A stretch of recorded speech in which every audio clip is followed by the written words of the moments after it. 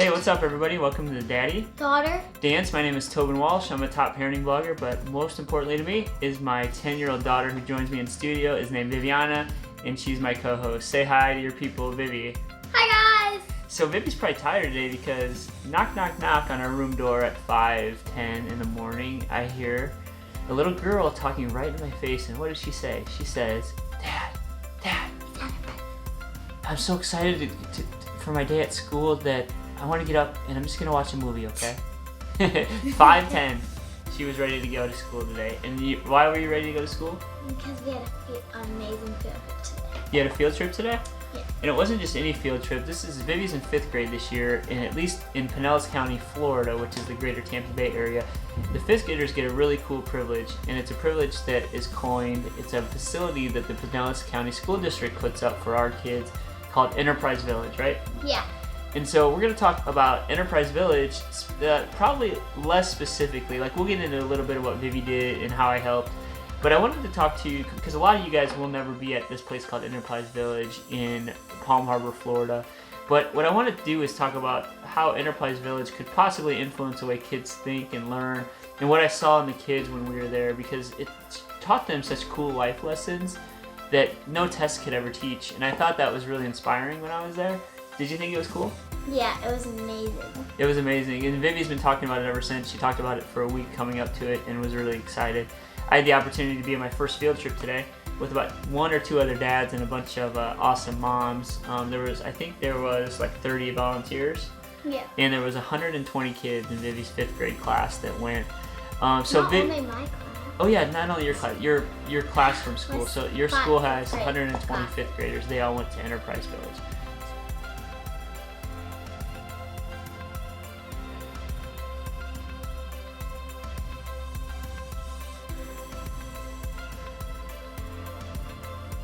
Vivi, describe what Enterprise Village is, just like physically, for people who will never be there and kind of want to know what we're talking about.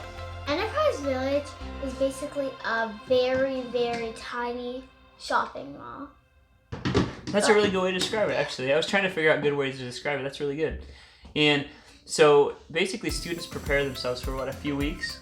Yeah, we've been working on it for a while now. Yeah, so what happens is, picture a indoor 2-sided strip mall with a bunch of storefronts, right? Yes. And every storefront is staffed. It's a storefront that you would recognize. Like, for instance, I worked at Verizon. There's an energy company, McDonald's. Yeah, the Tampa Bay Rays had a facility. There's a town hall. All kinds of really cool stuff and really recognizable names that kids could get behind and say, oh, I know what they do. So anyways, long story short, all those storefronts are the important part. The important part is that they're all staffed by these kids, these 120 5th graders that come and try to learn something by being workers in these places, right? Yeah.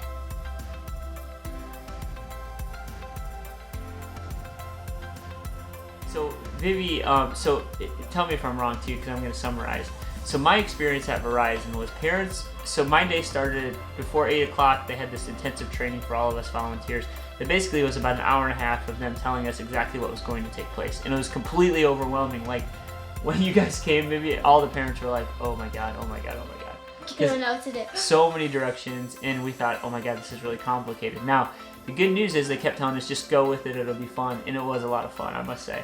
So Vivi Vivi worked at, we'll take Vivi's group as an example. Vivi worked at the radio station.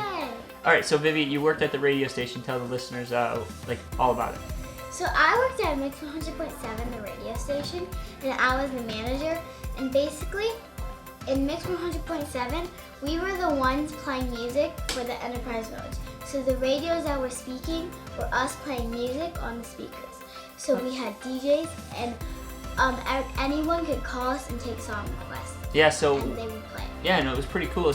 So if you get this impression, all these storefronts, one of which is a radio station, there's a DJ sitting right there in a full DJ booth, just like what you're looking at us in right now. Probably nicer, way nicer, probably. Excuse me. And so there's all these storefronts doing different things. There's a lawyer to Vivi doing the DJ thing. There's a booth that allows kids to play-by-play commentate for Rays games. There's an energy company. There's a 3D printer. And where I'm gonna put videos that I took up during this video so you can see what I'm saying. It really comes to life. And then there's a McDonald's that's staffed by kids that's serving things like chicken nuggets. It's super cool. Like for lunch, we got hamburgers and chicken nuggets. Yeah, it's super cool.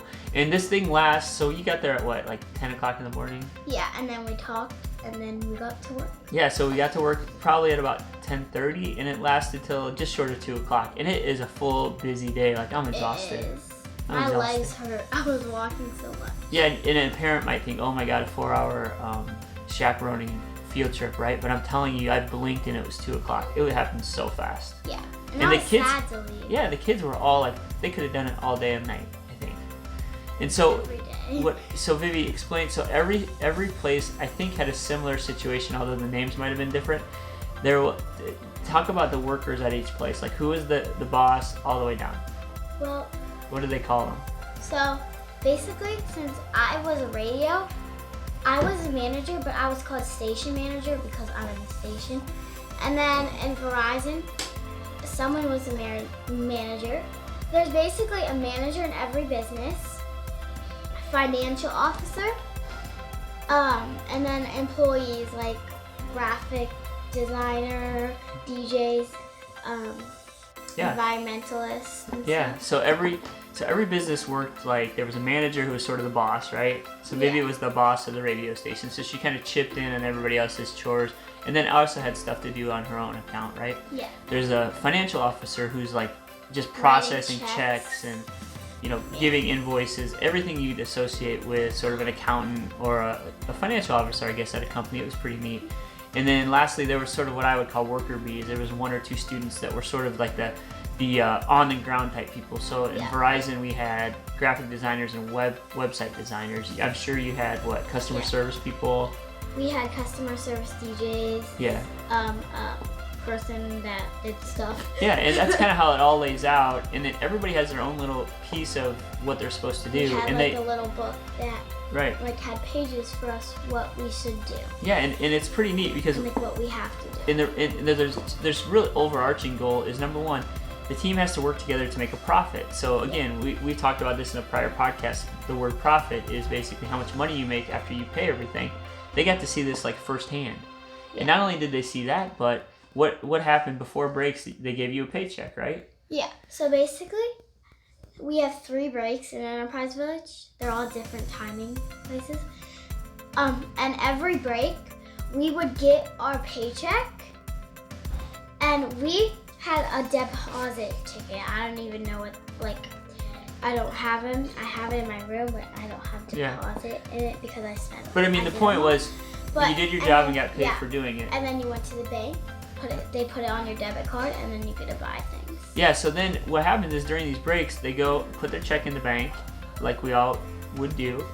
Then they got money out, Yeah. or they have a debit card that was created for them by their financial officer that they could use to substitute for cash. And they could then, during their break, roam around the storefronts and see what they wanted to buy. So there was like a Tampa Bay Buccaneer store. I should have brought my hat in. Vivi bought me a really cool Tampa Bay Bucks visor. And then you, like at Tech Data, there's a place called Tech Data there.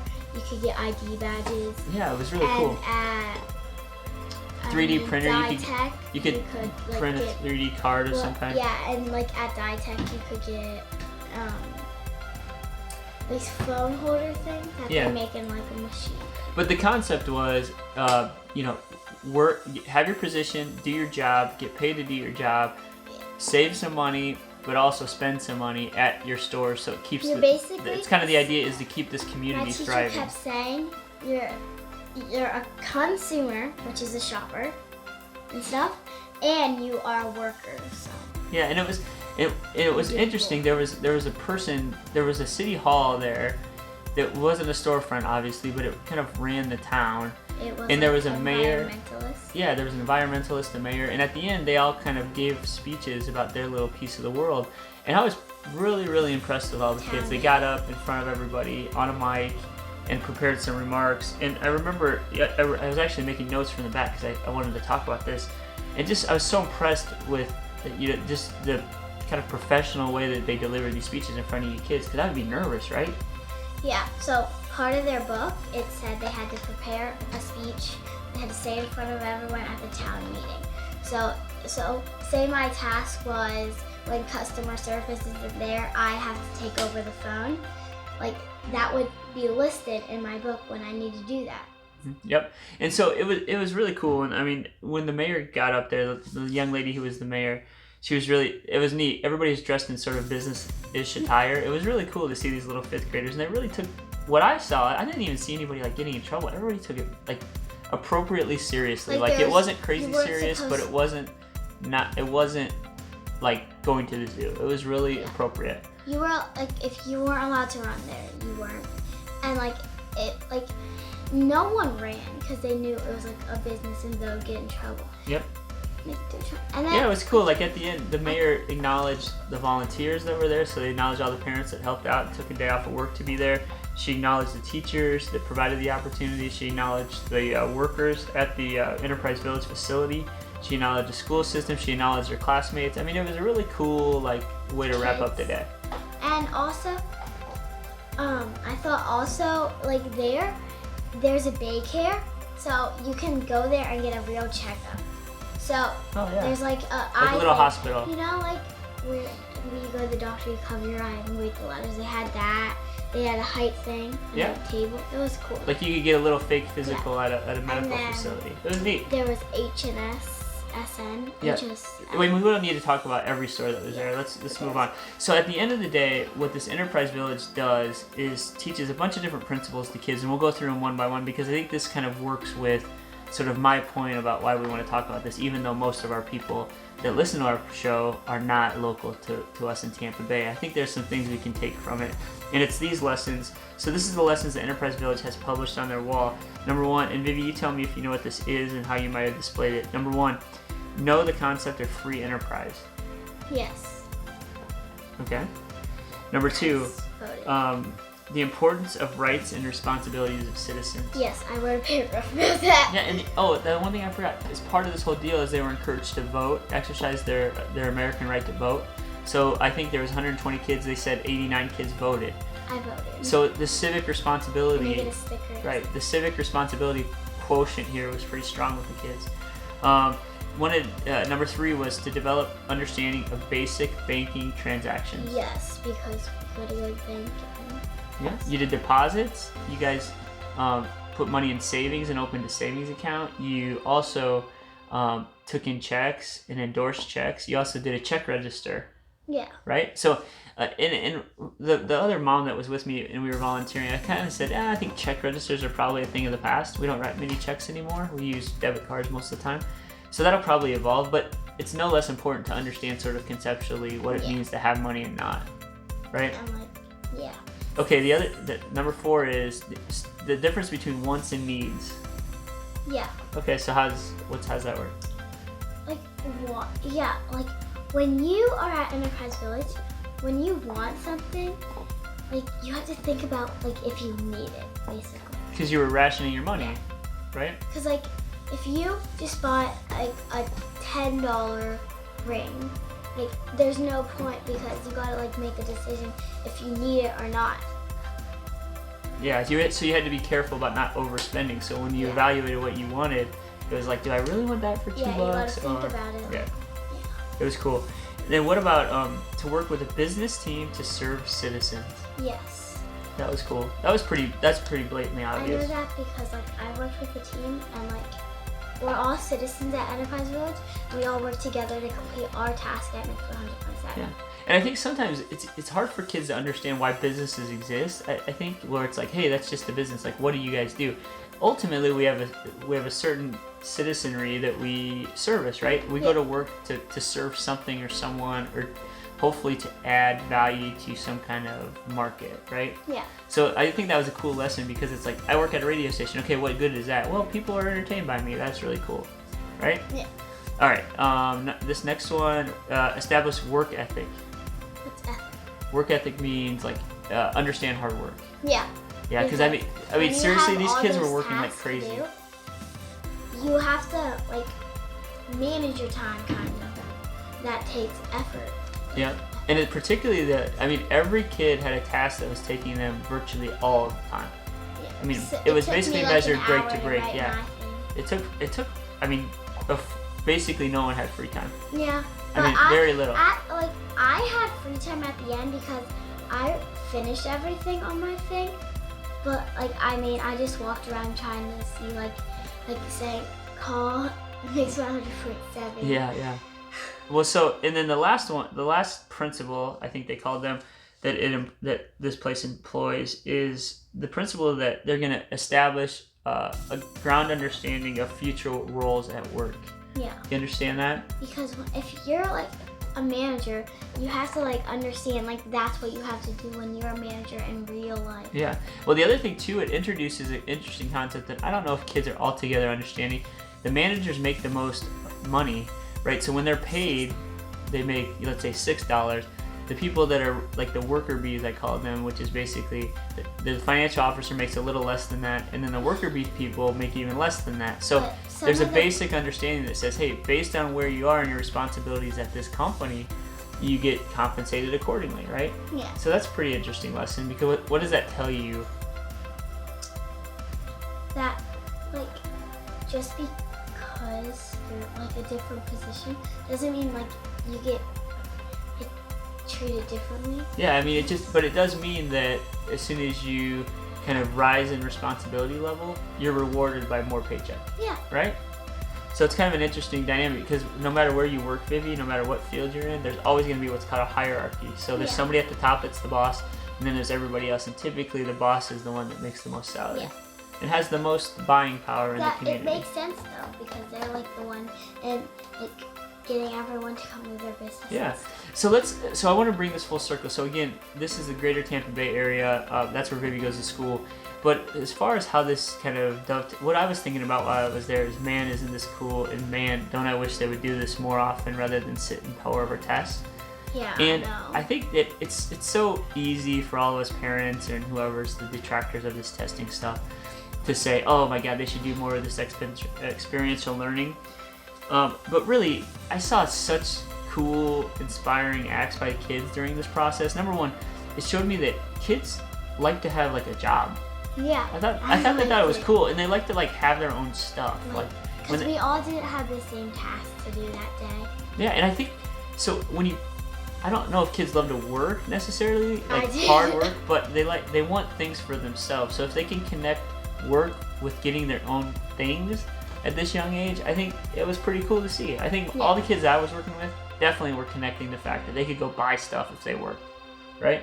Because if you didn't work, you couldn't be able to buy things because you didn't have your paycheck. Yeah, and the other thing too is there was things that were done during this exercise that just introduced them to concepts that they may have heard before their parents talking about but never really looked at, like water bills and mortgage payments and website design and plugging in cables so your phone would work. Just little intricacies that I think that it just exists, so there's no questioning it, right? Yeah, a couple of times I was taking phone calls. The radio, the thing, it's an old school telephone, I keep picking up. Mm-hmm. It kept falling because I kept bringing it up too high because I started scooting back. It kept falling, and and then after a couple of times I learned my lesson. Don't scoot back. Yeah, and then lastly, here's the thing. All of us volunteers that were there weren't doing any of the work for the kids. And this is my last point. We were just there to decipher directions or clarify some things. Yeah. In fact, one girl came in and was like, hey, I need the manager, and I go, I don't work here. Who? I don't remember, but it was funny. She looked at me like, oh yeah, I forgot. It's the kids I'm supposed to ask. So my last point is, we basically empowered the kids during this exercise. The teachers were there, but they weren't involved at all, which was beautiful, man. They have a hard enough job. So they kind of took a break, and we just were there to support, and the kids had good directions, but there were some things you had to sort of read between the lines about. And what they did was they kind of empowered themselves and kind of pushed through. And I think that was a really cool lesson, rather than sitting there and filling in blanks and taking tests and things like that. So I feel like we should go 3 times a year. Yeah, you do? All right. Well, at minimum, I think. When you're older, you're gonna go to finance part. Yeah, but I mean, in taking the actual place out of the equation, number one, this stuff all happens because businesses decide to put up these storefronts so that kids can have these experiences. So there's a good lesson there, and let's go get the community involved and get businesses to really empower the kids, right? So I think businesses all have a vested interest in our kids being better citizens. Let's take it to the businesses and say, hey, the school needs help. We can't fund this stuff ourselves. Let's do it. Number two, I think there is something to be said for learning in the method of just doing, right? Yeah. And doing in a way that they can like apply it to their lives, so that they will do math. Right. So you still do math. I mean, when they see their dad going to work or their mom leaving for the office, they know like why they're doing it. Or like, hey, oh, you're a financial person, Mom. I get it. I wrote some checks yesterday. That's cool. You know, or you're a fireman. How does that work? How are you serving the community? Because I think that is something that no test could ever do. No. Okay. So Vivi, so you got up at 5:15. It's pretty late now. I mean, you ready to call it a day? You want to talk about anything else? I'm good. You're good? All right, so we're going to get our music going here. I tell you what, if you like what we do this every week. We encourage you to subscribe. Let us know if there's other things you're talking about that you would like to see us talk about. And thank you for joining the Daddy Daughter. Dance. Take care, everybody. Bye-bye.